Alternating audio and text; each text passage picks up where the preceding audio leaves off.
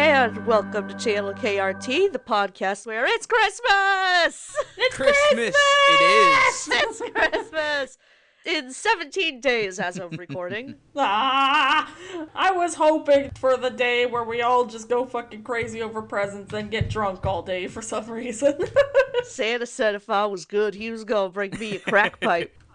Yay! Don't we have names or something? No? No, we lost our names. We were naughty this year, so we lost our names in the process. Yeah, it turns out it hasn't been Cole, but Santa's been trying out this new thing where if you're on the naughty list, you no longer just have a name. I don't know how it works, he just does it. Anyway, I'm Tyler Green, and insert Dudley Moore joke here. I'm Kitty Quinn, or as I like to call myself, Tina, No. Tiny Tina, Tina, No. Tiny Tina, No. the talking tabby.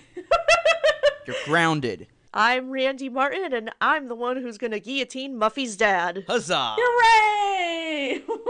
And Muffy will be on very thin ice, because if she's still like this when she's an adult, we're gonna put her in the guillotine. She definitely will, let's be honest. We should probably introduce the movie we're talking about. In case you haven't figured it out from the references we're making, we will be talking about Arthur's Perfect Christmas. Or is it? We're not talking about Arthur Christmas 2011, as much as I love it. Yeah, that's the thing. Whenever I tried to find this movie, I kept getting results for Arthur Christmas on Kiss Cartoon because that was literally the only way I could watch this without breaking the bank, because I spent all my money at the Thanks for Magic donation stream. Yay! Well, it was going to a good cause, so... Thank you, Charlie, Haley, Dave, Ian. Y'all rock. Yes, shout out to the Thanks for the Magic stream. That happened previously on the weekend of the 5th, and they managed to raise over $5,000 for the cast member pantry, so huge congrats to them for that. But anyway, I suppose we should get into our history with the slightly obscure show called Arthur. It's not like it's been running for almost 25 years. It's not a really famous book series. It's not iconic as hell that it had several memes a couple of years ago, including the Arthur Fist meme. I've literally never heard of this show until now. Nope, never heard of it. It doesn't matter that it was technically the first show I ever watched. I never heard of it. Nope. Don't you mean Hey Arnold? Yeah, it was totally Hey Arnold. I remember when they were all secretly animals in Hey Arnold the whole time. Ah, awesome. We're talking about Hey Arnold the movie. Alright, so in this one... No, I'm kidding. Could you imagine? Oh, God. We could talk about the Jungle movie sometime, but we'll see. Okay, so Randy's, how about you start off? So I have a bit of a connection with Arthur, considering it was made by WGBH, the Boston PBS affiliate, which Massachusetts is where I am from, and New England is still where I live, so it makes sense that Arthur was a big part of my childhood, and I think even the author, Mark Brown, is Bostonian, as far as I know. Yeah, I think he is. Let me quickly look that up while you continue. Yeah, this is a pretty Boston-heavy show, shown in a Boston PBS affiliate that I grew up with, so... And not only did you grow up with them... Oh, yeah, not only did I grow up with them, I was a canvasser for WGBH. I went door to door, asking for donations in really scary parts of Boston. For minimum wage. No, it was actually the better door-to-door job I had, because I actually agreed with what I was doing, but yeah. And you didn't even get to be on Zoom. What the fuck? I didn't even get to be on Zoom. What, they said, oh, you can't be on Zoom? You're literally an adult? Okay, well, we are on Zoom technically, but not the good kind of Zoom that we want to be on. This is not the Zoom I was expecting to be on when I was a kid. I barely even remember Zoom, and that would still be a much preferable Zoom to be a part of. I actually, fun fact about me, I hated Zoom when I was a little kid. And would you like to know why? Why? Because that pretty much signified that PBS Kids was over. Aww. Because that was all. God. I don't know if this was any other PBS affiliates, but WGBH would pretty much just end PBS Kids with Zoom, and then go to, like, you know, the news and their shows and shit. Which, as an adult, you kind of get an appreciation for those shows. Yeah, I liked Zoom. I mean, I watched a lot of it. Same can be said about my relationship with Arthur, because it was always one of my go-to after-school shows. Yes. I remember it was kind of funny because I remember that it would always be my before school show because for some reason our PBS would immediately stop playing the kids section right after like 12 o'clock or something. I Really? remember that they would, yeah, it was like sometime around 12 o'clock they'd swap over to the documentaries and such. Unless maybe I was getting something wrong, but I remember that sometimes I'd catch like Bob Ross on there, so maybe that was kind of like the bridge between them. Yeah, my PBS affiliate, well, at least two of them, I think, WHYY and NJN, they usually ended around 3:30, 4 o'clock. So usually to cap off the day that way, they did it with Arthur, from what I remember. Oh, by the way, fun fact. So Mark Brown was actually born in Pennsylvania, but he lives in Massachusetts at the moment. Oh. Oh my god, he's U2 represented as an author. Oh, jeez, he is. Okay, so he's from Erie, PA. I've never been to Erie, PA, but I've heard nice things about it, so... Is it Erie? Hey-oh! I don't know. Never been there. Is it like near the lake? I guess. I don't know. The only things I know about Pennsylvania are Tyler and Mr. Rogers. Aww. And also Philadelphia. For me, it's Mr. Rogers, Tyler, Rocky. the song Philadelphia Freedom by Elton John, Philly Yes. cheesesteaks. The movie Philadelphia with Tom Hanks. I eat, live, and breathe Philly, so I have to eat at least one cheesesteak a day. Man, everybody's eating cheesesteaks and shit. The Steelers, I think. Is it the Steelers? That's Pittsburgh, isn't it? I don't know if sports are a real thing, but I do believe they exist.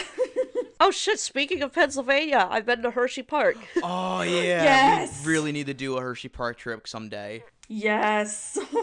God, we keep talking about that, and it'll happen someday when there isn't a pandemic. All right. And was that kind of your history with Arthur Tyler, or do you have more to say? Not really. That's pretty much all I have to say about my thoughts on Arthur. Basically, long story short, grew up with it, love it, still love it today. It's always good to revisit it, especially this given special, because I have seen it, just like with the Big Comfy Couch episode. It's really fun to revisit it, because at this point I'm just regurgitating the same things I say over and over again, so... But I regurgitate way more. I just regurgitate, period. Hooray! We'll discuss what makes y'all gag later, in the words of one Danny Tanner. Alright, so my history with Arthur is that I'm a huge fan of the show, even to this day. Like, it's always been that really unique show for PBS, in my opinion. It's not that I didn't love a lot of the other shows that PBS was putting out, but this was kind of the one that really developed its own identity. Like, it's one of the ones that didn't just turn into another, let's teach the kids letters and alphabet and numbers and all that stuff. It's actually a show that tackled real life topics and with kids that actually felt like kids. Like, it wasn't afraid to show that kids can be kind of dickish. It wasn't afraid to show really new messages, really being able to go into deep topics. Hell, recently they've been doing that too. Like, with the obvious, if a lot of people aren't aware, Mr. Ratburn getting a husband. Yes! I knew it. Yes. We're the gay rats here. And then they also even started having little PSAs talking about Black Lives Matter, wearing masks, showing what it's like for them to be living through the pandemic, and a lot of other great topics, especially the April 9th episode talking about dealing with post 9/11, which is kind of weird that this special actually came out almost 9 months before 9/11. Like, A year and 1 day off, to be exact, or like 364 days, I should say. Yeah, holy shit. It was DW, I knew it. Fucking GW, man. Just, I guess what else I have to say about Arthur the show in general is that I guess in a way you could really consider it PBS's equivalent of The Simpsons, in the sense that it's been running for a very long time. A lot of things have changed with the show, such as the animation going from hand-drawn to Flash, which it's starting to grow on me slowly, but not a whole lot, really. It looks better than it did when it first started, Yeah. where it was very clear they were... And plus it looks way better than Arthur's Missing Pal, which... Oh, God. We don't talk about Arthur's Missing Pal. You know, I try to refuse the right to automatically knock something I'm not familiar with as bad, but it really took me a long time to get used to that animation, even though I have not caught up with Arthur over the years. Yeah, it's kind of funny because I think that the new animation has kind of grown on me, but the older seasons from like season 1 to season 15 were kind of capturing this really much more unique show that really felt more like a slice of life series, and like you said, a lot like a kid's version of The Simpsons, and how it manages to just have so many memorable characters. It's really rare for a show, especially a PBS kids show, to be able to have this much personality, and hell, even go into adult references, like everybody remembers the contest episode. They reference Beavis and Butthead, South Park, Dr. Katz. There was some fan art that went around recently of Pinky and the Brain, but it was Binky and the Brain. Yeah. That absolutely would have been a parody in that episode, had they actually thought of that. But They should have done it. Abso-goddamn-loop. I mean, they came kind of close because they did a Dexter's Lab parody, but...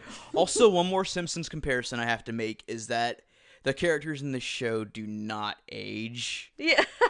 They really don't. It's one of those shows where the times change, like they have smartphones and everything now, but the characters are still like 10 years old or whatever. And so are they just stuck in some sort of time loop or something, or...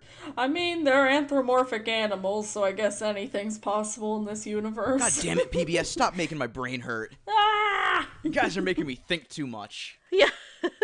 But Tyler, did you know having fun isn't hard when you got got a library card. Oh my god, that episode was a cultural reset, okay? Absolutely. Yes. Let's be honest with ourselves here.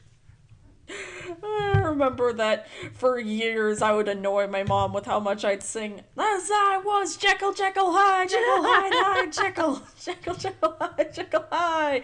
In fact, I think singing that song once got me an A in an English class I had in middle school. Nice.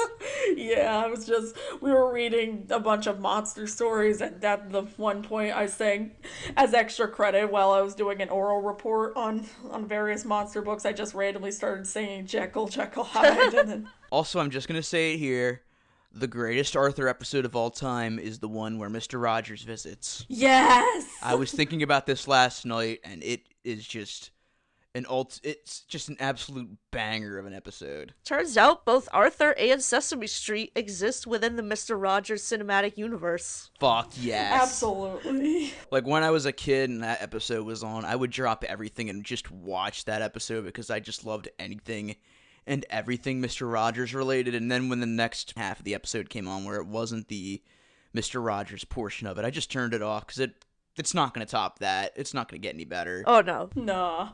I remember that blew my mind when I was a kid. I remember being so confused, like, oh no, did Mr. Rogers turn into a cartoon? But at the same time, I was like, this is awesome! Oh my god, I want him to be here forever!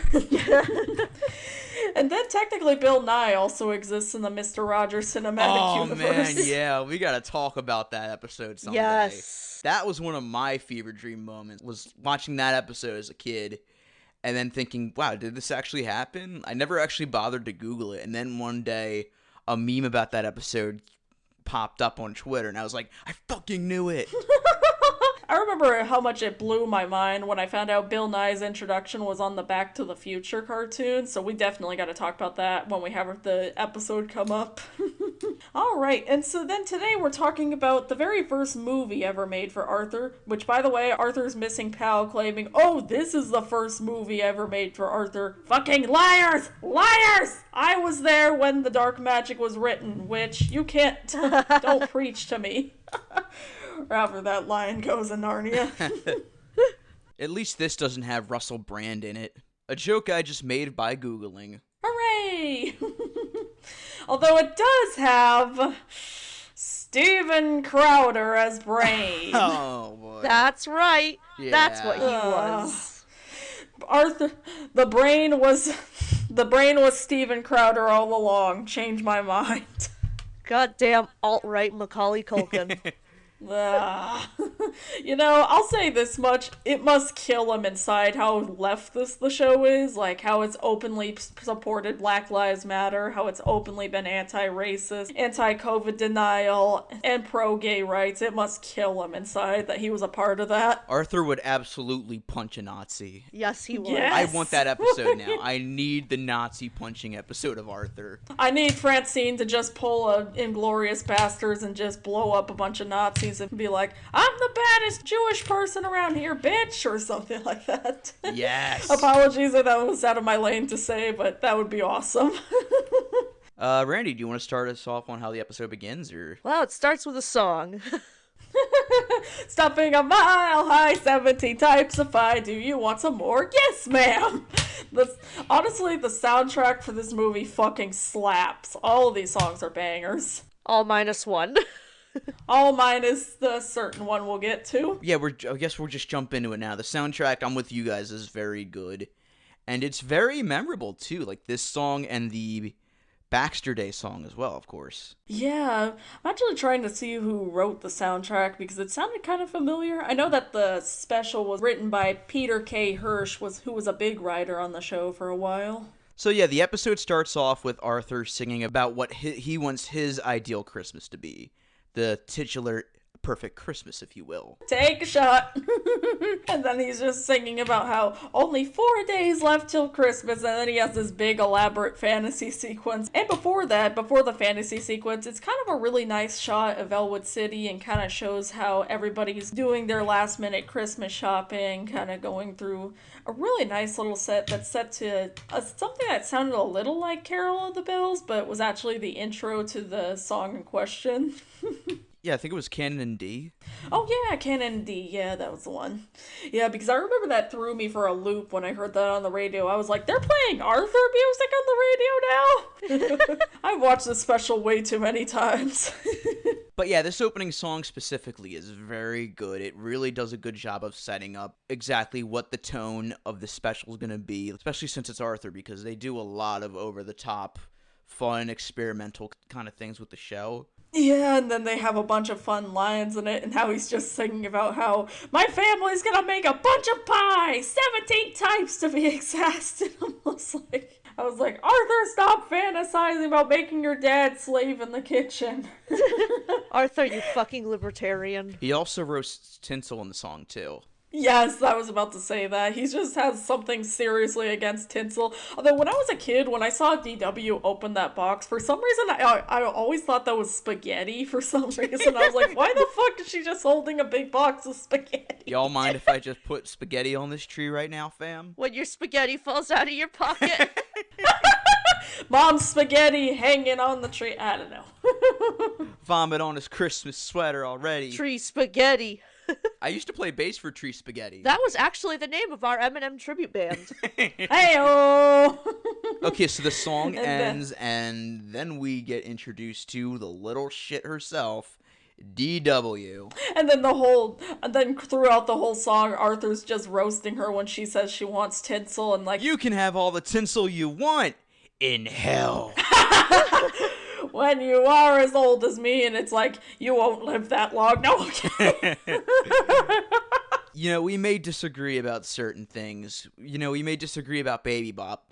But at least we can all agree that DW is Satan. I kind of love to hate her because I kind of have complicated feelings on her because she's, on one hand, she's annoying, but she is a realistic kid. She has, like, realistic kid problems, and they do write her like a little sibling, and I gotta say, they're actually really on the nose about it. And plus, in her own episodes where she genuinely has to learn how to not be a little shit, I don't mind her, but yeah, there are some times where she can go beyond my limit. Cough, DW's very bad mood.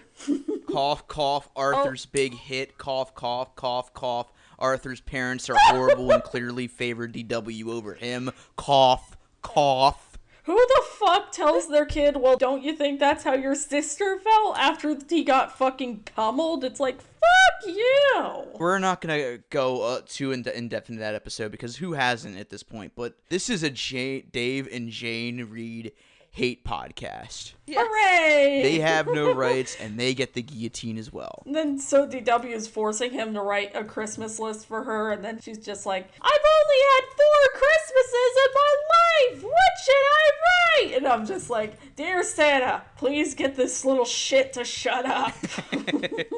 Dear Santa, please give this little shit a paper cut on the tongue. Dear Santa, please go back in time and tell my mom about the wonders of an IUD. It's like, you only need 1 kid, that's it. Maybe then Arthur's parents would actually love him. Aww.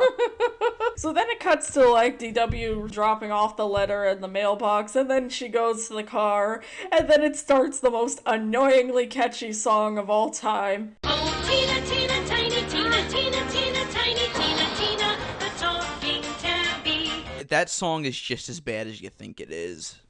It's horrible. At least Crazy Bus was catchy. Crazy Bus is a fucking banger. Crazy Bus at least has lyrics. It's not just the same Tina, Tina, tiny Tina over and over again. It's like The Virgin, Tina the Talking Tabby versus the Chad, Harvey the Wonder Hamster. yes! You know, on a side note, we never actually see what Tina the Talking Tabby looks like, and I'm starting to guess that she probably looked like that terrifying app that was going around a couple of years ago, the Tom the Cat app. Ugh. I had that. When that was like first a thing, I had that on my freaking 2010 iPod Touch. Ah! Very dark times. Very. I guess darker before Cats 2019 came out. But we won't go into that. And then there's a part where DW's just all, Mom, Santa's gonna get that for me, isn't he? And then the mom's just like, oh, we'll just have to see. I suppose we should go into the fact that Santa does not exist in this special. At all. Yeah, that's a very good point, because I've noticed that this special does go out of their way to say that the mom does buy gifts for DW, and she at least sugarcoats it for her.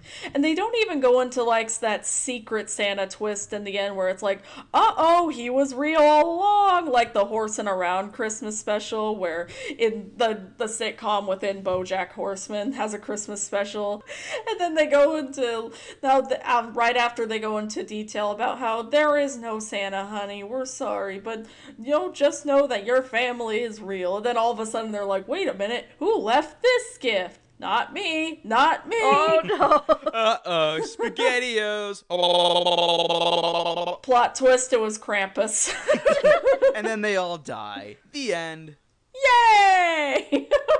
Yeah, it's kind of bizarre because, though it does break the question, so aliens exist in this universe and anthropomorphic animals, but not Santa? And apparently, I guess so does Jesus. They name drop Jesus in the special. I guess they're trying to use the excuse that this show's supposed to be down to earth, but is it really when you have aforementioned aliens?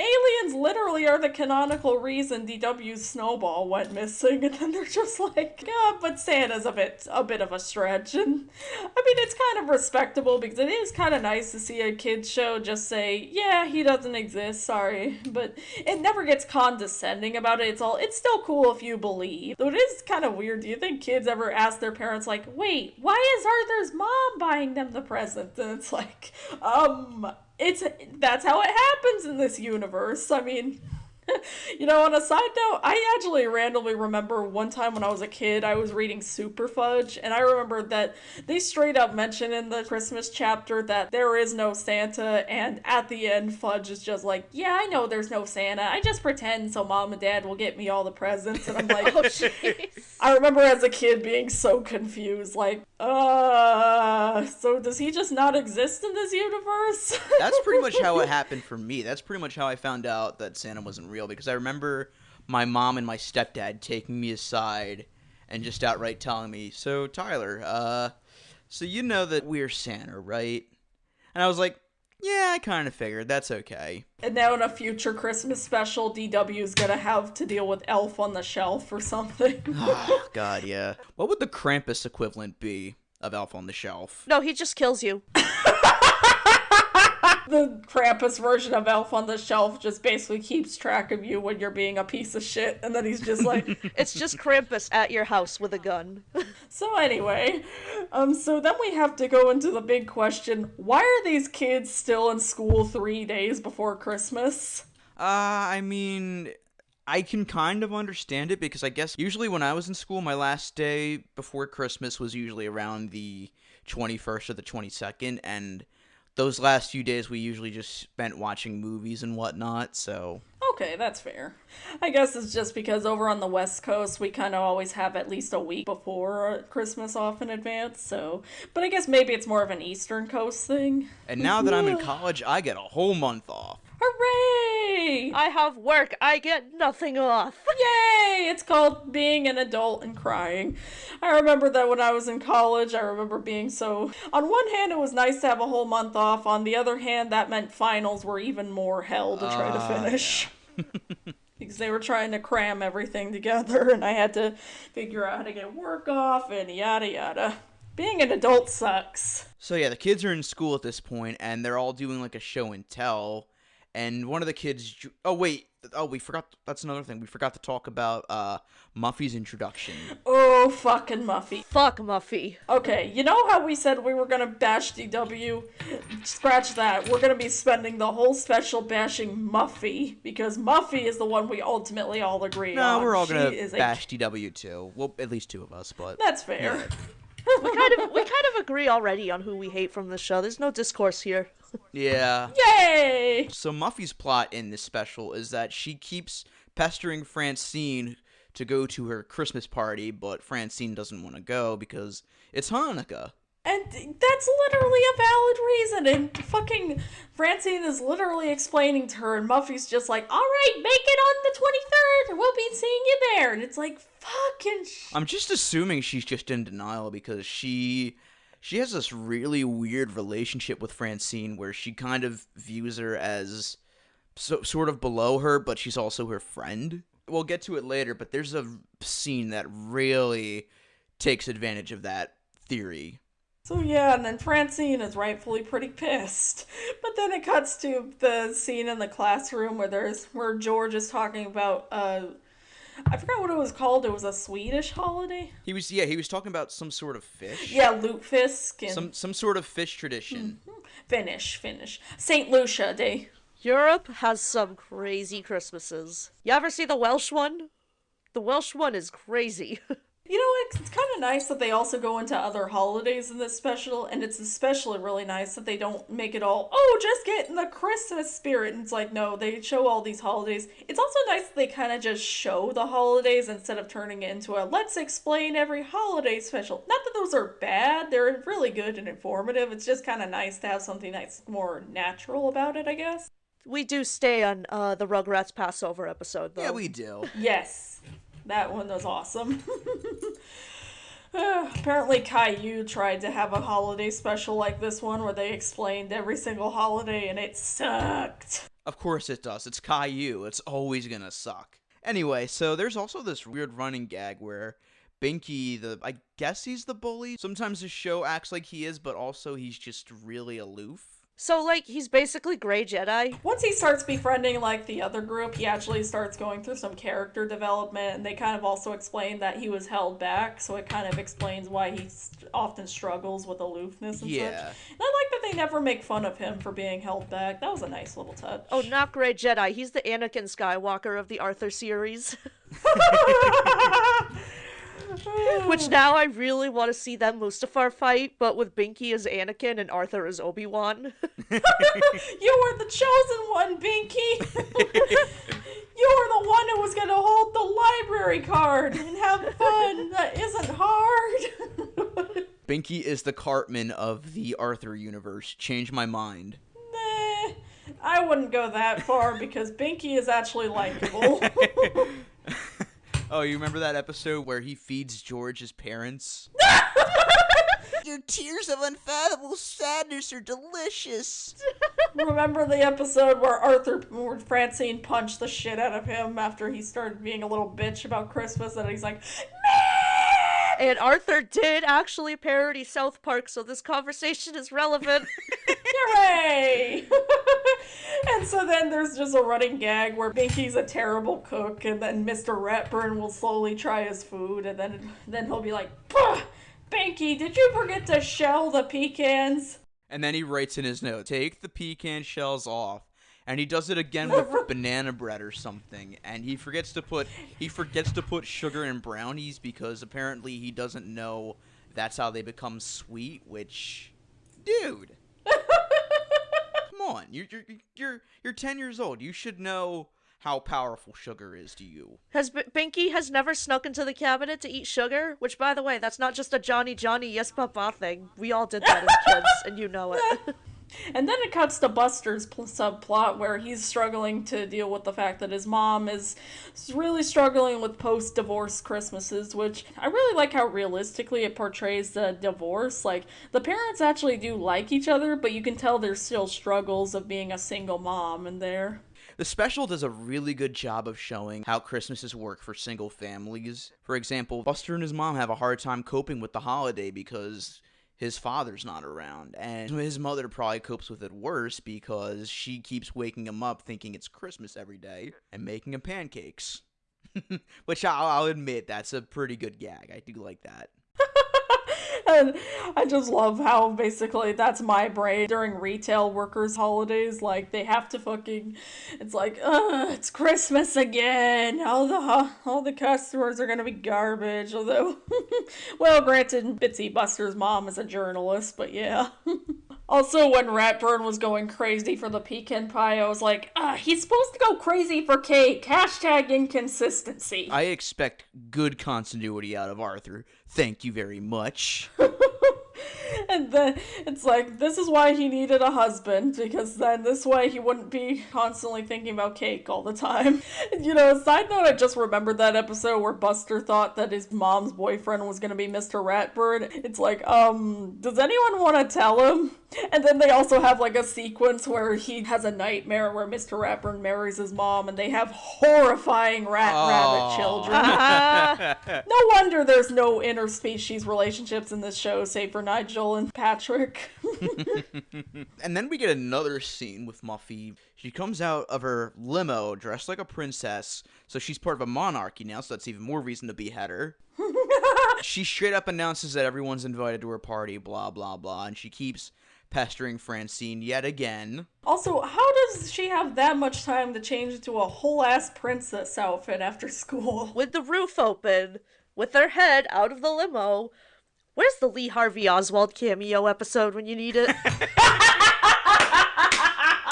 Also, justice for Bailey. Bailey deserves to be the one to pull the guillotine string. Man, Lee Harvey Oswald just really shot the wrong guy. Also, we gotta love that Mr. Ratburn was all, instead I want y'all to write a 5-page essay over what you did over the holidays. And I'm just like, so you want 5 pages of me getting drunk and crying? Yeah, that confused me. Like, how exactly are you gonna fit that into 5 pages? Like, 2 to 3 pages, I can understand, but not 5. I'm just gonna write 5 pages, and it's gonna be the same sentence over and over again. And it's just gonna say, I have seasonal affective disorder. What I learned in boating school is... What I learned in boating school is, I have seasonal depression. What not to do at a stoplight. And then at the end of the holidays, Mr. Ratburn is just like, oh, we're just gonna take a Christmas field trip instead. Look, we love Mr. Ratburn, but we're all like, bro. That was a dick move, dude. Come on, man. If you were my kid's teacher, I'd have words. I'd be like, I want to speak to the manager. I'd literally cut my hair in that style. Then when Francine's pissed because Muffy's still not listening to her, which, by the way, if I were Francine at that point, I would have been like, yeah, go... Well, probably there's a more justifiable moment to just drop Muffy's ass for good, but... There's plenty. Let's be honest, there's probably more than one. Damn, Muffy doing what rich white bitches do best. Erase other cultures. Heyo! I'm jumping ahead, but later on when she's like really upset about Francine and she's talking to Brain about it, they're talking about how he celebrates Kwanzaa, which Steven Crowder voices this guy, everyone. A white dude talking about how he celebrates Kwanzaa. Do with that what you will. But anyway, so she says something along the lines of, Daddy, next year can I have a Kwanzaa party instead of a Christmas party? Sure, Pookie. Why? Because maybe Francine will be able to come to that one. So she's straight up appropriate. It's not even out of like an appreciation. It is straight up appropriating other cultures just to get some arbitrary thing that you want. Muffy is the fucking worst. Jesus Christ. You know what, Randy? I'm with you. We need to get Lee Harvey Oswald in on this shit. Hooray! Too bad he was probably involved with the Nixons. Yeah. Oh, yeah. Probably more likely to be involved with the Lyndon B. Johnsons. Welcome to Channel KRT. We are a conspiracy podcast now. Yay! I am crafting my tinfoil hat as we speak. The chemicals in the Flash animation are turning the frickin' rats gay. And I guess the aardvarks too, but anyway. And then can I just say, when they cut to Arthur and his mom going into the mall to do Christmas shopping, they captured the noises that you hear during holiday shopping eerily accurately. Oh, like, you yeah. hear the crying kids, you hear, like, the fucking screaming people. I'm just like, it's my nightmares come to life. I was overwhelmed during that scene. That's how good they did. Can you get sensory overload from something you're not physically in? Because that's how I felt. Absolutely. Yeah, that gave me sensory overload. And like that whole time, I was like, oh my god, they are good. They kicked in my misophonia so hard once you heard the kids crying in the background. I was just like, no! No! Like, I can barely tolerate the baby Kate crying sound effect. Because that shows up... I need to rant for a second, because that sound effect shows up in a lot of fucking shows, not just Arthur. Ouch. And it gets played ad nauseum, and every time I hear it, it just causes some sort of reaction in me that I can't explain. But there's definitely some misophonia going on over there, so... Yeah. Basically, what we're saying is we hated watching this scene, and that's what makes it so great. Also very relatable, because malls are a fucking nightmare during the holidays. Am I right, fellas? Coming from someone who's a total mall rat, yes, they're a nightmare during the holidays. Abso-fucking-lutely. I shudder to think of what it's like now. On a side note, why the fuck was Jane shopping 3 days before Christmas? Why did she tell her son that, okay, we're gonna go do our Christmas shopping 3 days before Christmas? Nothing will be sold out. Nothing will be fucking insane. You won't be seeing a crowd literally tearing each other apart as we speak. It's not gonna turn into Jingle All the Way, that's for sure. Alright, just make sure you remember where our parking space is. It's in the next state over. It's kind of like how in Simpsons roasting on an open fire, you just see how, like, there's almost nothing left for the holidays, so, like, Homer has to go to the dollar store and then just buy a bunch of cans and such until he finally finds Santa's little helper. And also in the mall scene, this is where we get our plot device for the special, the glass bird. Although before that, Arthur's looking for a gift for his dad, and then he sees this Veginator, which is basically something that cuts a bunch of veggies. It's only $5.99, which I was just like, that would be $30 at cheapest, if it's that good. That's like an entire appliance. And you can tell nobody's buying that shit because the salesman straight up has to lie to Arthur and says, oh man, these are going off the market like hotcakes, while he's just like dusting the box off of a shelf where it's just like stacked full of boxes of this damn thing. So what you're saying is it was the Wii U. Heyo! And then the salesman is basically like, you can buy this olive depitter that we have instead. And I'm just like, literally, olives are the easiest thing to depict. You don't have to buy a whole ass thing. You'd be better selling like an avocado depitter or something. It's like one of those things that takes a task that was normally pretty easy and introduces a new high-tech way to make it a goddamn headache. It feels like one of those things where you'll see on TikTok where they'll be all like, this is the something, I don't know. Life hack. Life hack. You like having your AirPods? Why don't you glue them to your ears? And then, so Arthur's just allowed to shop around without any adult supervision, which could not relate. My mom would never let me do that. She'd be like, I don't care if you're buying presents for us. You need an adult with you. I don't think I was allowed to roam the mall unsupervised until I was like 14. Oh yeah, same here. I mean, these kids can just basically parole around town, go to the Sugar Bowl, go to the movies all by themselves at 8 years old. And I'm just like... I've noticed that like a lot of shows in the 90s show like 8-year-old kids like out unsupervised. And it just makes me know that whoever is behind this show grew up in like the 50s and the 60s. when you could just literally let kids just roam off leash wherever they wanted.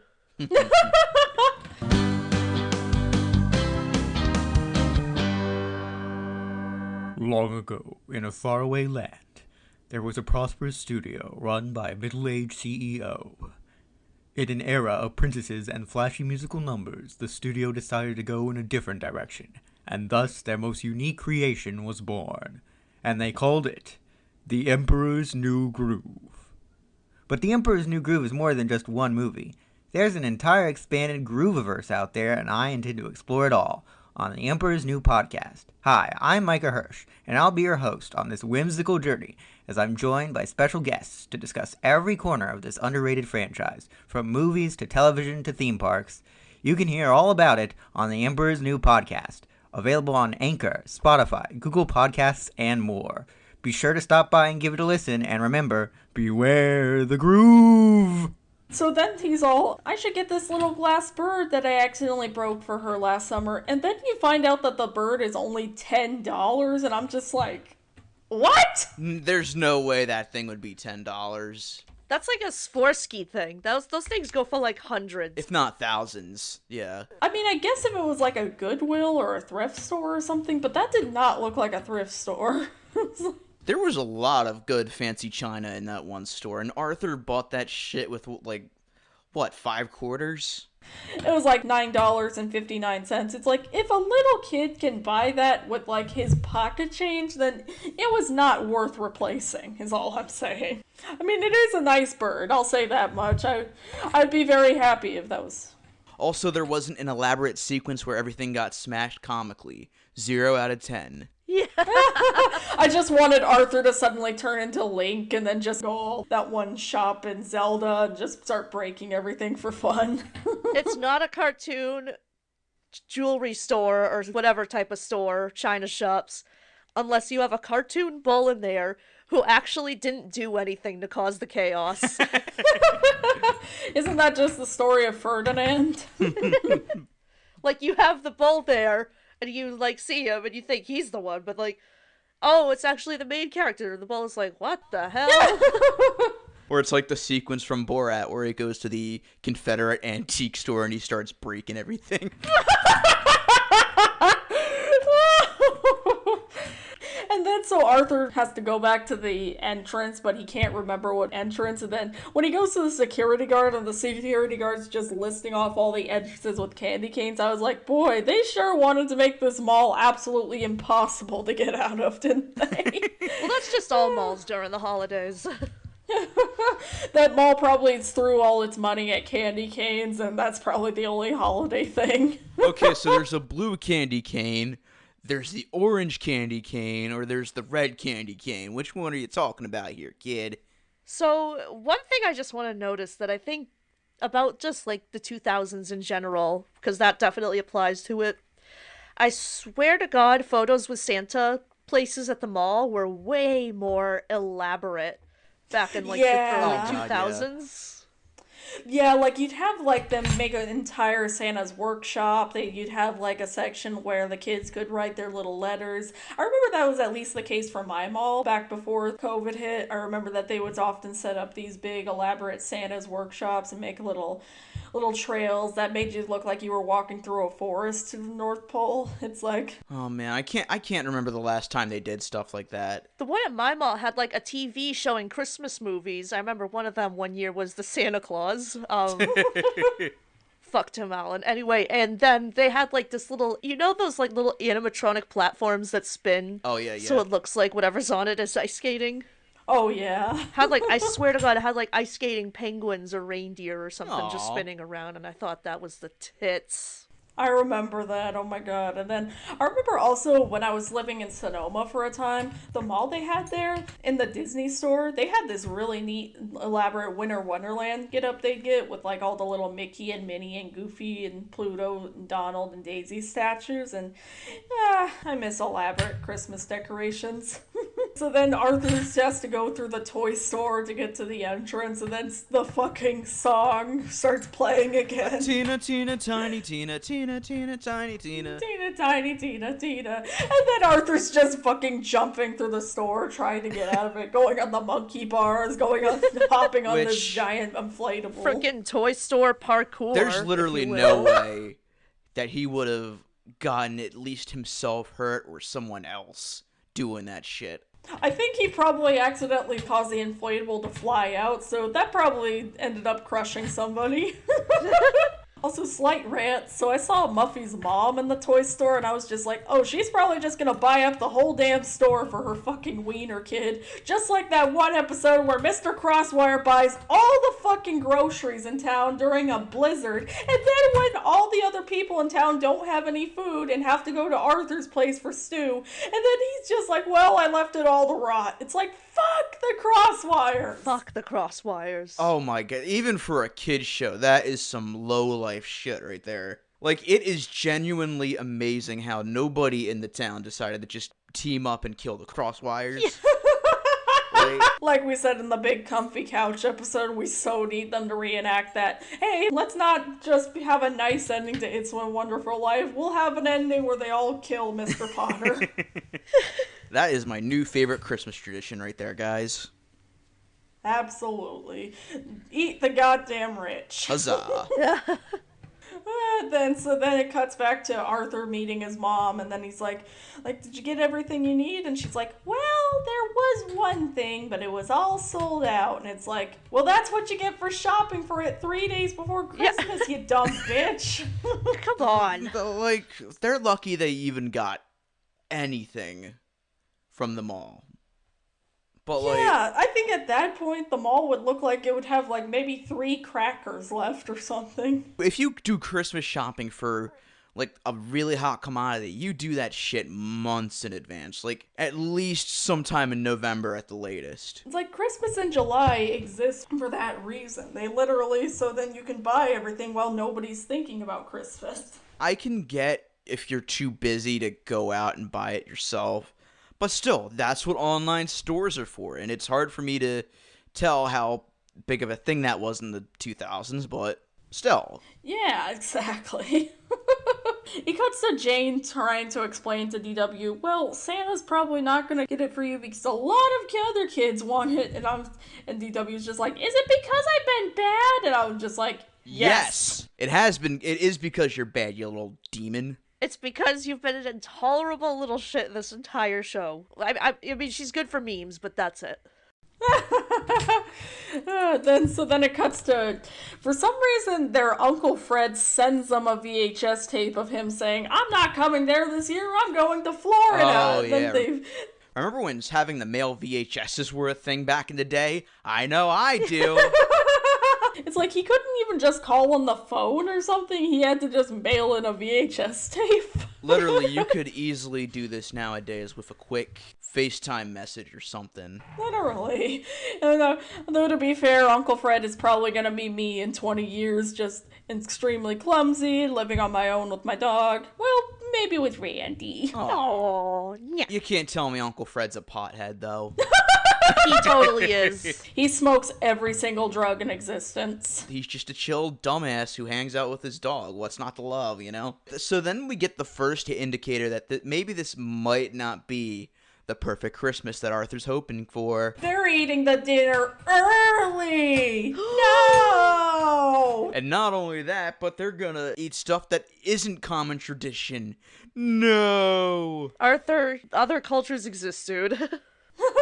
And then Arthur's dad is talking about how he's gonna make a much more traditional Middle Eastern dinner, and then it cuts to this weird fantasy sequence where Arthur imagines himself in like a Bible sequence or something. And then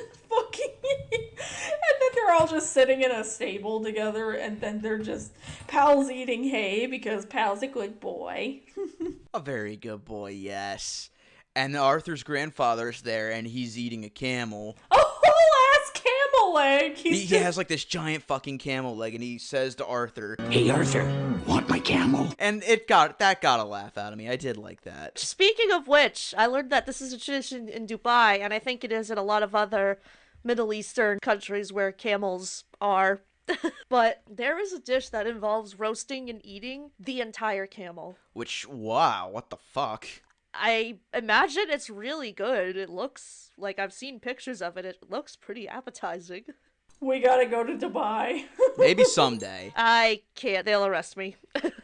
And then Arthur's just pissed because they're eating that dinner 3 days before Christmas instead of right immediately on Christmas. I'm just like, bitch, you're getting the dinner either way. Be grateful. Then what are they gonna have on like Christmas night? Are they just gonna have like pizza or TV dinners or something? Like, My Christmas dinner usually involves McDonald's. No, I'm kidding. My Christmas dinner usually involved whatever the hell we were making out of our Easy Bake Oven. which, by the way, I heard McDonald's is apparently bringing back their holiday pies. Huzzah! I actually had one a couple of days ago. It was actually not bad. It was They also brought back the McRib. Yes. yes. I've never had a holiday pie. I've had a McRib. I put mayonnaise on my McRib because mayonnaise and barbecue sauce is amazing together. And guys, put mayonnaise on a McRib. Go to the McDonald's and ask for a McRib and ask them to add a mayonnaise. Trust me. I actually did have a holiday pie a couple of days ago. It's pretty good. It's a little dry, but not bad. Side note, I will not have a holiday pie until I know I am completely free of COVID, so be responsible, folks. I'll throw it through your window. Yay! Ow, my eye. Like I'll get one of those like grabber things you get at like the zoo and everything, like the one that's like a T-Rex mouth or a lobster claw, and I'll give it to you like, here you go, Tyler, get well soon. So then Bitsy's just talking about how she wants the holidays to be over, and then Buster's just getting more and more frustrated.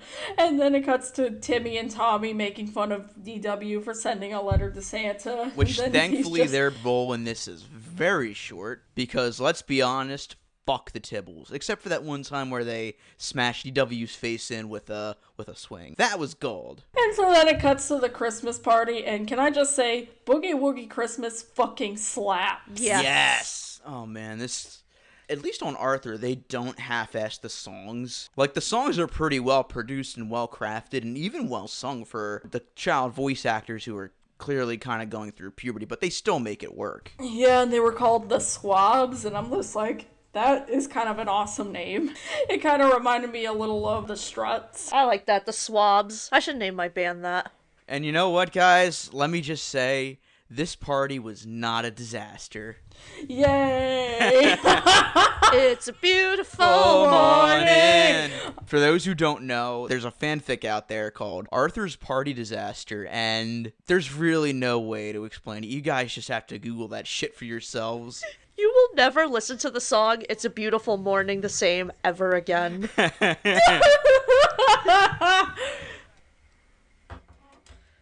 God, I remember one time one of my coworkers was just singing that to herself, and I leaned over and I was like, oh my god!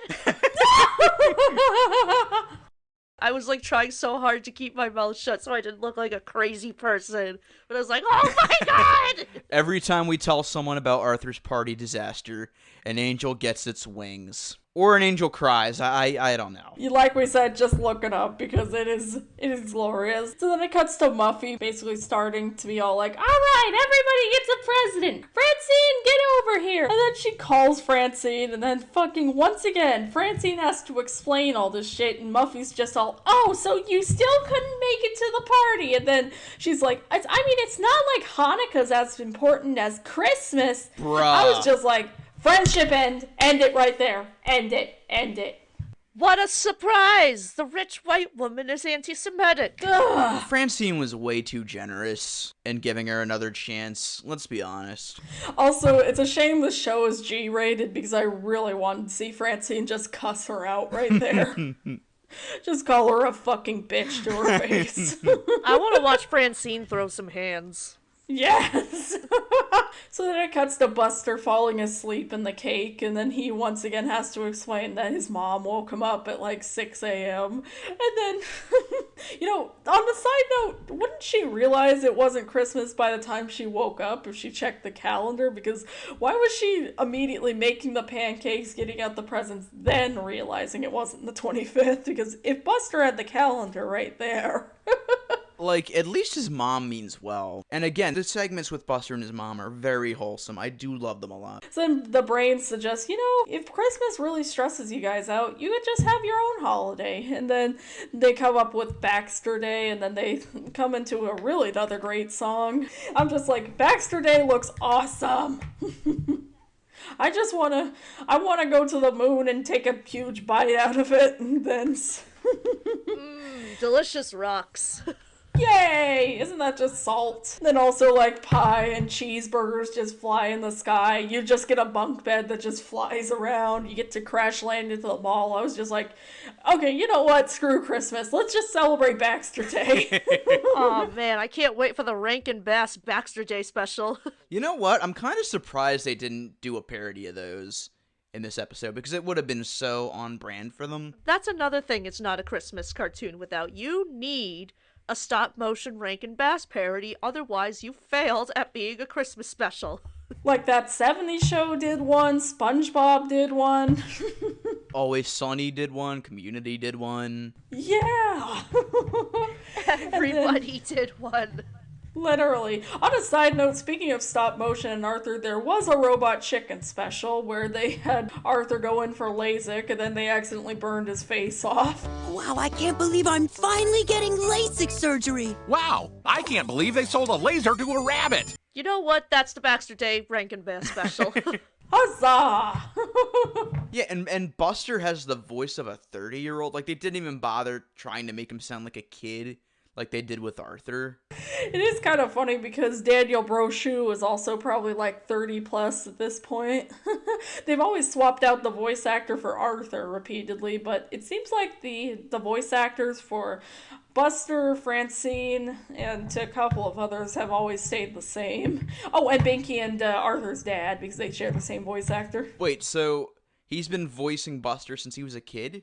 Yep, pretty much. Wait, how the hell has he been able to keep that voice up for so long? 25 years, holy shit. And then also, I'm just imagining now, like, the Fox News just fucking losing their shit over the Baxters just deciding, let's just go with Baxter Day. There's no, like, twist where they just needed to get into the Christmas spirit or anything like that. It's not like fucking Christmas with the Cranks. I just love the irony in that Steven Crowder himself endorses the idea of Baxter Day when he would probably... Like, if anyone else did this, he would pitch a shit fit. Liberals offended by Christmas invent a new holiday based off preschool show? They keep inventing genders. Nah, I'm a Nazi. Give me money. Although, one more thing I wanted to say about Baxter Day. Okay, so they have this weird thing. Maybe I'm just so used to the one that I was hearing on both my VHS of this movie growing up and on YouTube, where the song was played perfectly the same. They have an edited version of this movie that they play now on PBS and on Amazon Prime, where I watch this. Most of the changes that they made aren't really anything that noticeable, but there's a part where they fucking, like, there's just a couple of voice acting sections that seem a little off and such. But there's a part in this song where they cut out Buster saying baby for some reason. They just have him say, yeah, and then it mutes, and then he's like, it's Baxter Day! It's like, so... Baby was bad to you, but DW walking in on Arthur peeing wasn't? Yeah, let's talk about that. That fucking scene. We're skipping ahead, but what the hell was up with that? So what happens is their Uncle Frank stays over, and Fred. That's his name, Fred. right? Fred. I don't know. Frank is just such a perfectly uncle-y name that I just kind of, my mind went to that. Anyway, Uncle Fred, DW wakes up, it's Christmas, Uncle Fred's in the bathroom, he's got red footy pajamas, and he's got shaving cream. Maybe he's just a millennial. We all wear footy pajamas in our 20s and 30s. Yeah, so he basically has the shaving cream set up that it looks like Santa's beard, and DW is, of course, stupid enough to believe that he's actually Santa. And I think he, like, looks over, he's like, ho ho, hi, DW, with, like, a Santa-y voice. And then he gets out of the bathroom, Arthur goes in, and then shenanigans ensue when DW knocks on the door and then opens it with Arthur's dad there, too.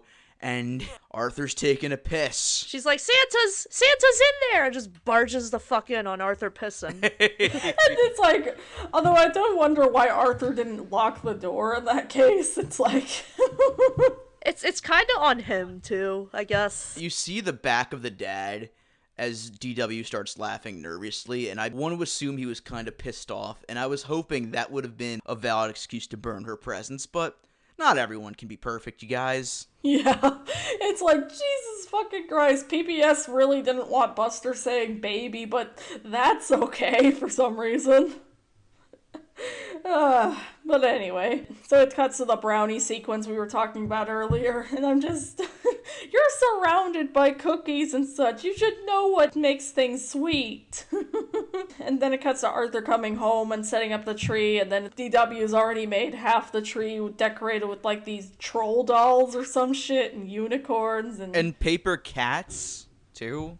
And I'm just like, at least one of those things is going to cause the tree to just fall the fuck over. Those things are not sturdy.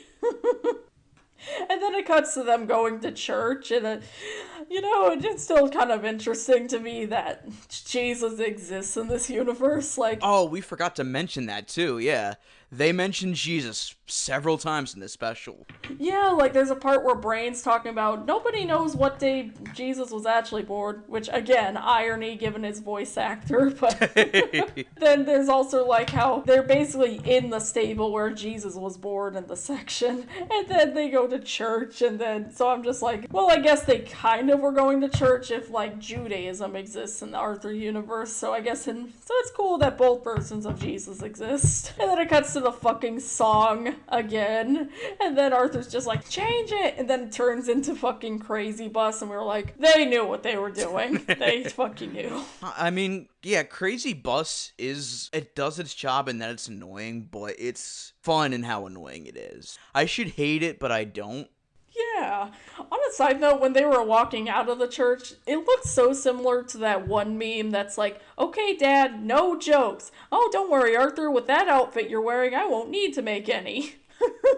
So then it cuts to the last gag of Binky giving people food that tastes like crap. And then he's just like, ew, did you forget to peel the bananas? And I was like, okay, no one is that stupid.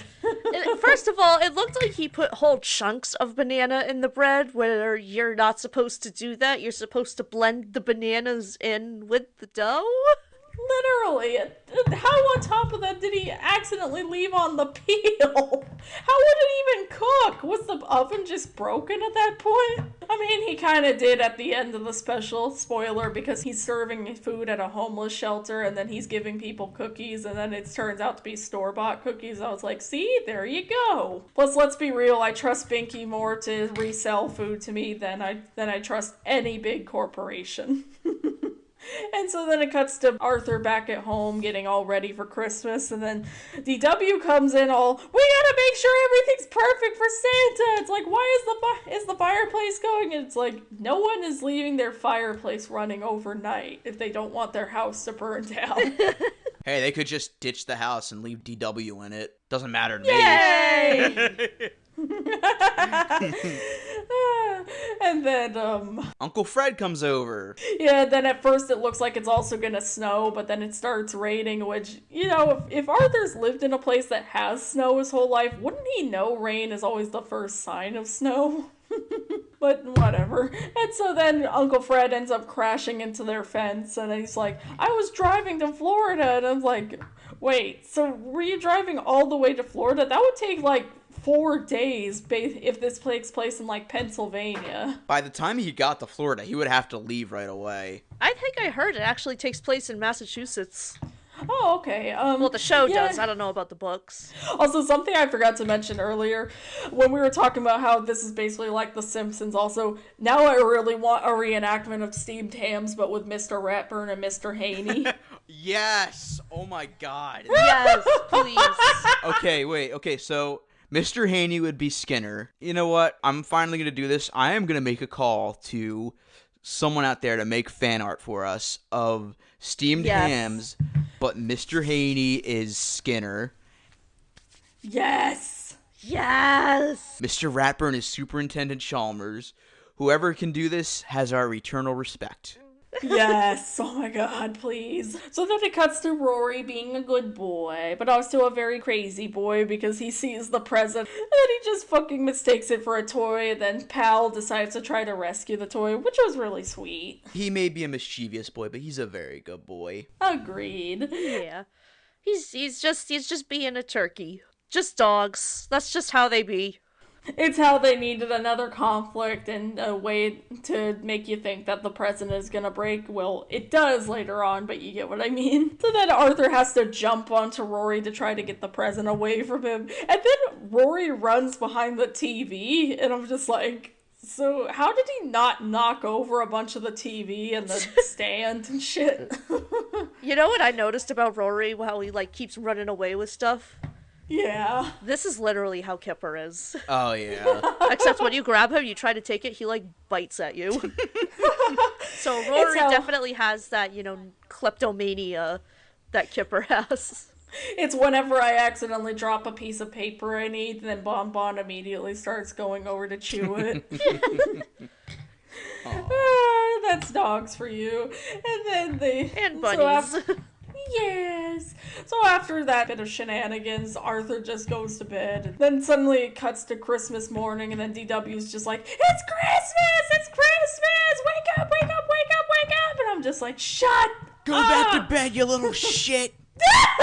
Thank God for birth control. Plot twist, it was actually January 1st.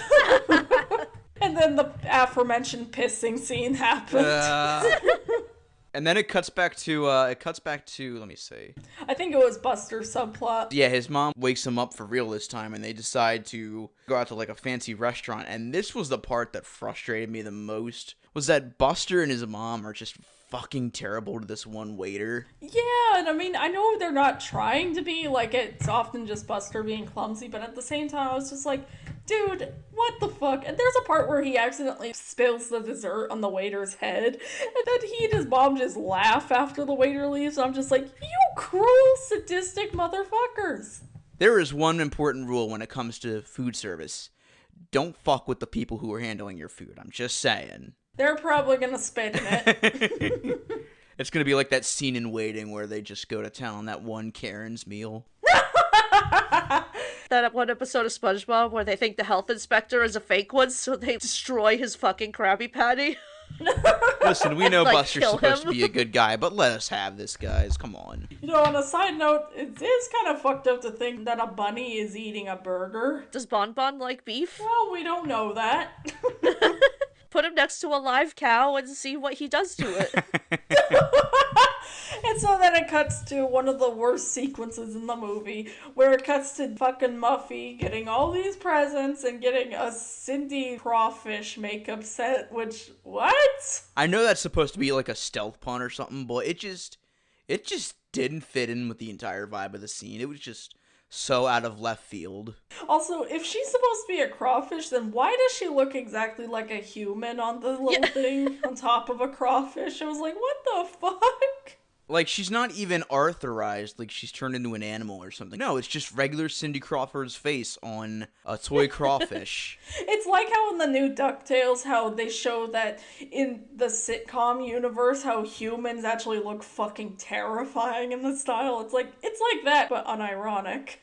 And then she sings a song about how she misses Francine, but really she just misses bossing Francine around. God, she's fantasizing about making Francine, work as a maid. She's fantasizing about making her drive the train and shit. I'm just like, she fucking fantasizes about keeping her in a video game where she gets knocked over by shit. In a Donkey Kong parody. Yeah, it's like a weird Donkey Kong Mario hybrid. And she has Francine dress up in, a potato bag. Real slavery vibes there. Muffy doesn't miss her friendship. She just misses bossing her around. She misses the free labor. Basically, yeah. Yeah, it's like, Muffy is a terrible fucking friend. Francine did the right thing. Fuck Muffy. Why should Francine go back to her? Even if Muffy does learn her lesson. She's like legit toxic. Yeah. And then also I noticed in the background there's a stalking for Chip, who apparently is Muffy's brother, who comes in. He was actually mentioned somewhat throughout the show, so he's not like the Poochie or anything in the show.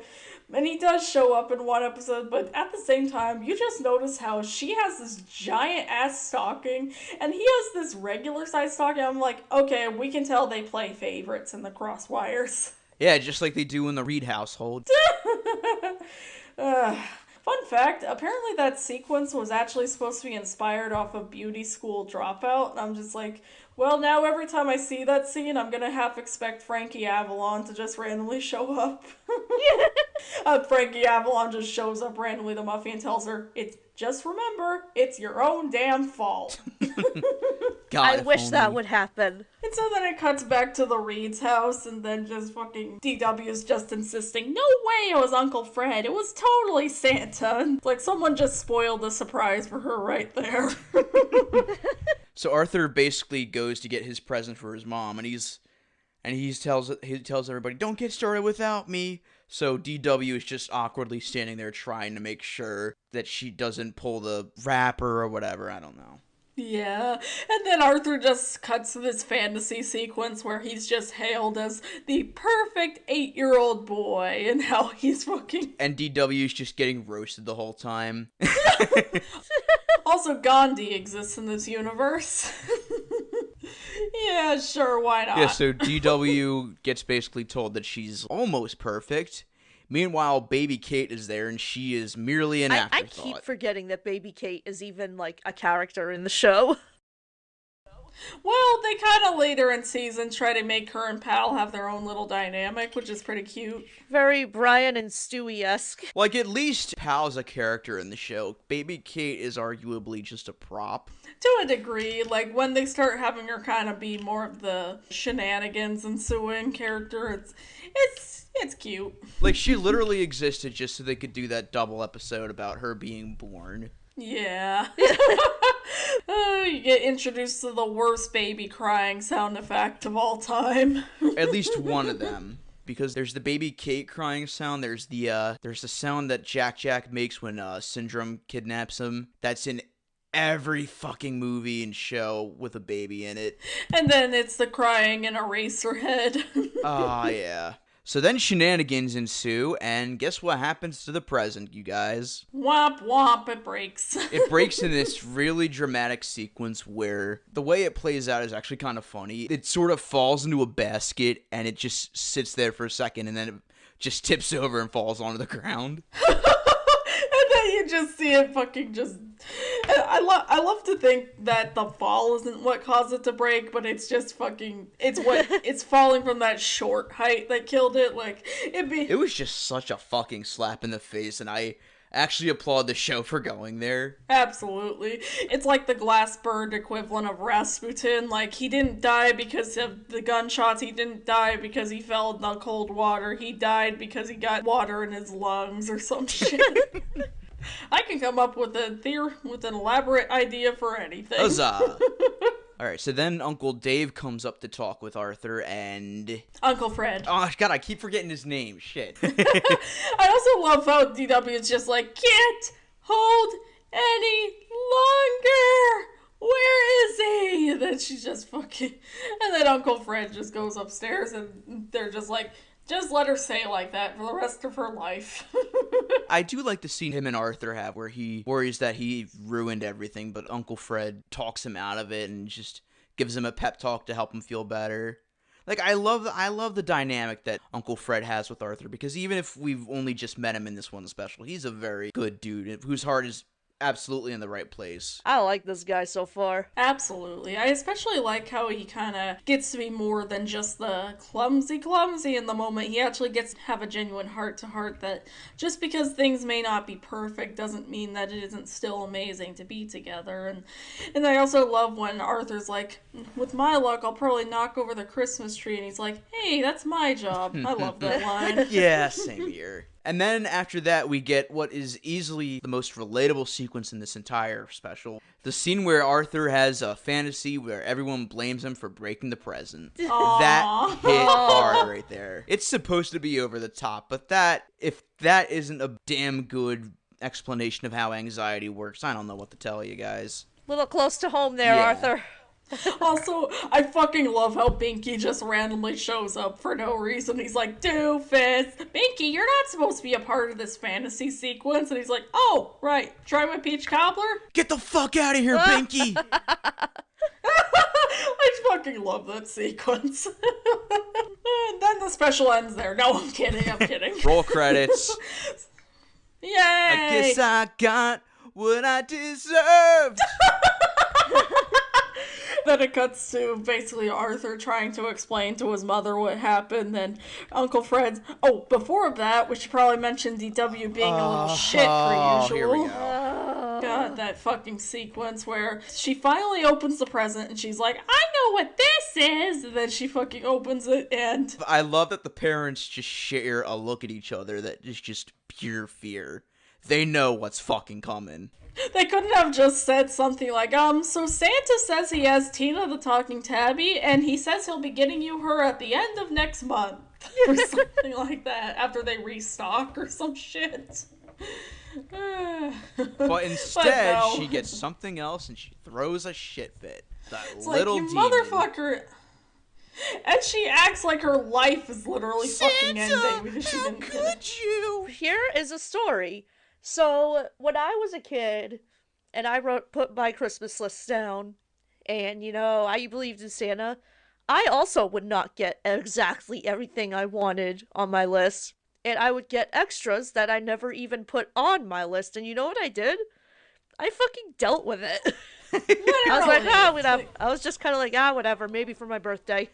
Yeah, it's like, in fact, Tina the Talking Tabby will likely be on discount by the time that her birthday rolls around.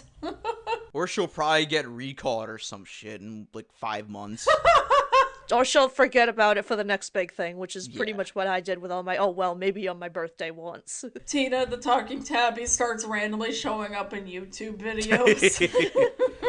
Oh, also, if there was something I really wanted, my parents would, shocker, shop ahead of time and not last minute. Gasp! Hooray! What a concept! So instead, DW gets this weird talking duck? It's basically Donald Duck, but with a not weird voice. And yellow skin. Or fur. Yeah. It was actually pretty cute, but there was something kind of weird to me about the fact that it had, like, realistic hands. And you could see it briefly moving while, even when DW didn't press the button, I was just like, oh god, that thing's alive! I really wish that thing was possessed by Brad Dourif. It would make everything so much better. And so then it cuts to Muffy going to Francine's house, and then for some reason, Mr. Crosswire gives them a ham, and I'm just like, is anyone gonna tell them? Oh, Jesus Christ. He did that on purpose. Good grief, dude. This is why these people shouldn't be your friends. I'm just saying, Mr. Frenchke should have taken that ham and just clubbed him with it. I'm just saying. Yes! Just fucking clock him on the head. Just fucking break his nose with it. I'd bail him out. Worth it. Mr. Crosswire reminds me of that dude who put, like, pig heads across his, like, frickin' driveway and was like, no Muslims are gonna enter my neighborhood. Oh, yeah, let's be honest. He definitely voted for Trump in that universe. Oh, yeah. Absolutely. Not only that, he's probably on the flight logs. There's also a really good scene where Francine explains the meaning behind the menorah that she has, and that somehow gets through Muffy's brain. She finally is like, oh wow, other holidays exist that aren't Christmas. It's like, Or aren't, part of black culture that I can repackage into something that white people can digest.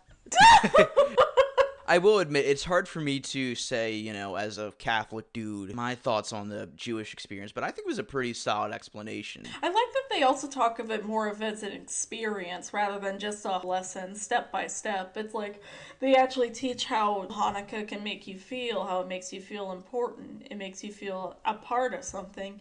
I especially really like how this isn't the only thing that tackles on Francine being Jewish. There's also an episode where she attends a bar mitzvah, and that's central to the plot. And then there's also the episode where she has to fast for the day, and so then she's trying to deal with that. That was really fun, and I really like that they... By the way, if you've ever seen that one meme going around where her grandmother's like, there's a mushroom on your shirt, and then Francine's like, aw, I'm a failure. Like how that clip went around contextless, and we all loved it. That is from the episode where Francine has to fast for a day. Yes. Oh my So God. I completely ruined the joke by giving context. Nah, it's still a great joke, so... Aw, I'm a failure. No, I'm a failure. Anxiety be like, anxiety be like, there's a mushroom on your shirt. Aw, I'm a failure. God, this show is just prepping us for our future, man. I'm just saying. No wonder we're the way we are Absolutely. now. Then Francine's family is just, Dad is just like, you know, there's one thing we do while Christians are celebrating Christmas. Go to the movies! And then there's a sequence at the end where it shows them all seeing a movie together. And I caught a screen cap of the board that showed all the movies that were playing. Let me read them to you. Oh boy. So there's Quest for Mammoth, Jaws 12, Shark still looks fake. closer to Back to the Future 2 in this show than we think, Nadja and Dracula, Miniature Giant, Bionic Bunny the movie, 5,000 Explosions in a Supernova, Slobbering Idiots, Kickball Kids, Field Trip to Egypt. I'm like, I kind of want to see all of Yes. these. I want to know what these are. God. I love how Bionic Bunny the movie has been playing for like 5 years at this point. It'd be like... I like to think of it as the Mask of the Phantasm of the Arthur universe. Yes. You know, on a side note, so Dark Bunny is basically Batman, and then Bionic Bunny is basically Superman. Does that mean there's a Zack Snyder in this universe who made a Bionic Bunny versus Dark Bunny? Oh, yes. Absolutely. Tell me something, Bionic Bunny. Do you bleed? And then they probably also have like a fucking Justice League in this universe. On another side note, it'd be also funny if there was like an episode where Buster couldn't go see the Bionic Bunny movie as a punishment, and then he can only see it when he's like in his 40s. It's like, I did it for you, son. Hey Arthur, what'd you think of that movie? Oh, it was okay. I'll be honest. It was the greatest thing I've ever seen in my life. So then it cuts to Arthur finally having Christmas dinner with his family, and then he, shocker of shock, he actually loved the dinner they had. Gasp. Gee, it's almost like you were gonna get a good dinner either way, you little shit. I just realized, going back to the camel part, I'm actually on the Arthur wiki, and I'm looking at the errors section of this. When Arthur was imagining his family in the stable, Grandpa Dave offered roasted camel. However, camel is not considered kosher in Judaism. So... Gee, I hope someone got fired for that blunder. Yeah. So then it cuts to how Fred is going back home, and then he's telling Arthur how, yeah, that tea set was actually from him, but he decided to make it look like Arthur gave it, so then this way, you know, it was kind of funny to me. It was a really sweet sequence, but at the same time, I was kind of wondering if Jane was just going to be like, wait, how could my kid afford, like, a really expensive tea set? You know what, whatever. Maybe she was in on it, but she just wanted to be nice. Yeah, it's fair. She can tell Arthur he's a failure another time. Wait till there's a mushroom on his shirt. Oh. There's always a mushroom on my shirt, Randy. Isn't there a mushroom on all of our shirts? Also, quick note, Rory ends up getting a rubber ball that he just swallows whole, and I'm just like, how is he not choking to death on that? Dogs are weird. Dogs are really weird. Sometimes I look at Kipper play with things that he's not supposed to have, and I'm like, how are you not choking on that? And so then it cuts to a final song sequence where Arthur's singing about how he wonders what everybody's doing in Elwood City. And then it cuts to Everybody's Christmas, the aforementioned movie theater scene, and then Buster and his mom are sitting on top of a tower and trying to spot UFOs. Cuts to Brain setting up for Kwanzaa, and then George and his family celebrating St. Lucia Day, the aforementioned cookie scene. And then at the end it ends with DW loving quackers and now knowing the shit out of Arthur. The end. And don't forget, Arthur gets his wish. Snow! Let it snow, let it snow. Plot twist, it's a prequel to the Blizzard episode, and then they all get snowed in forever. The end. I spend my entire life in New England, and snow here gets intolerable. It's either that weird, gross, yucky street slush you get in your shoes, or it's way too much, and you have to shovel it, and you still have to go to work. I'm so fucking terrified about driving in snow. I'm fine driving in snow if there's visibility, but if there's not, then I'm like, yeah, no, not happening. I actually got caught in one. I think Sunday I was going to get food, but right before it got bad, it was just kind of casually raining, and I got my food. I actually got distracted at GameStop. I bought a Meowth. I got my food, and I go back to the car, and oh my god, it's like this weird rain, snow, hail thing going on. Visibility is like next to nothing, and the only reason I get home is because I pretty much have the roads memorized from my house to that food place. And it was like a 5-minute drive, so I lucked out. And I'm so fucking terrified that if I even slightly tilt the wheel wrong, I'm just gonna fucking skid on the road.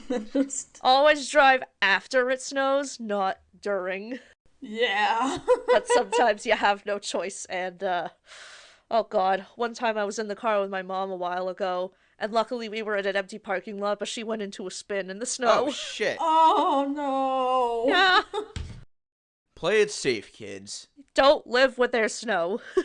Alright, it's time for the ever-eternal question. Do we keep the tape or erase every copy? Keep the tapes, definitely. Definitely keep, yes. This is a very wholesome Christmas special, especially since it's not afraid to dabble into other specific holidays without bashing you over the head or being condescending about it. And plus, the songs are great. Everything about this special is just so nice. I love it.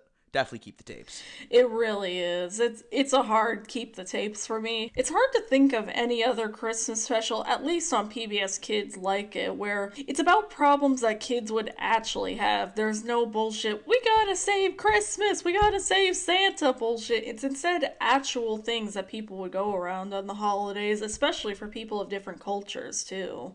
It's really wonderful, and I can't recommend it enough, but then again, I can't recommend the whole show enough, so... Well said, Kitty. Definitely keep the tapes for me. I have a lot of nostalgia and fun, you know. I still love Arthur and everything. This was such a nice little Christmas special. Even as much as I can't stand a few of the characters, it's still great. I still like it. And at least the point with them is you're kind of supposed to not be able to stand them. Yeah. Yeah, and plus I feel like it makes them more realistic, too. They actually feel like characters. They never feel like just boring staples like in Barney, where they just have to be the boring, we're so nice and perfect and wholesome kids all the time who just have to learn stuff. I mean, they do learn things, but they still have flaws as characters. And that's kind of what makes them grow. All right, and do we want to get to plugs? Absolutely. So, as always, you can find me on Twitter at TylerFG, Instagram at TylerFG96. You can find us on Twitter at channel_KRT, Instagram on channel KRT Podcast, all one word. We also have our Facebook page, our Discord server, which you can message us for the link. We'll happily give it to you. And yeah, that's about it, Kitty. I am over at Mission Breakout on Twitter. I'm over on A Walking Pun on Instagram. All the aforementioned links for Channel KRT. You can also find me crying in the corner, downing a whole thing of eggnog. You can find me over at Cosmic Rewind on Twitter. You can find me on No Context Harley Quinn and No Context TGIF. And you can also find me probably freezing to death in a pile of weird street snow slush. Huzzah! How's that dumpster going? Oh, yeah, I thought I told you I died like a week ago. Oh, yeah, yeah. that's right. That's why you're translucent. Oh, yeah. Yeah, sadly I did pass away, but like it's kind of fine. It was getting a little chilly out. So spiritual omnipresence is kind of a great way to keep warm. All right, which Christmas spirit are you gonna play? Are you Christmas past, Christmas present, or... Actually, you know what? You're totally Christmas future. Yes, I am. No, actually, technically, his badass, cool goth name that he actually has is Christmas Yet to Come. Yes. And thus ends part 2 of our Christmas hullabaloo spectacular thingy. What will we do to end this said spectacular hullabaloo thingy? Well, you'll just have to find out. So with that all in mind, Randy, do the honors. Channel KRT, cut to static.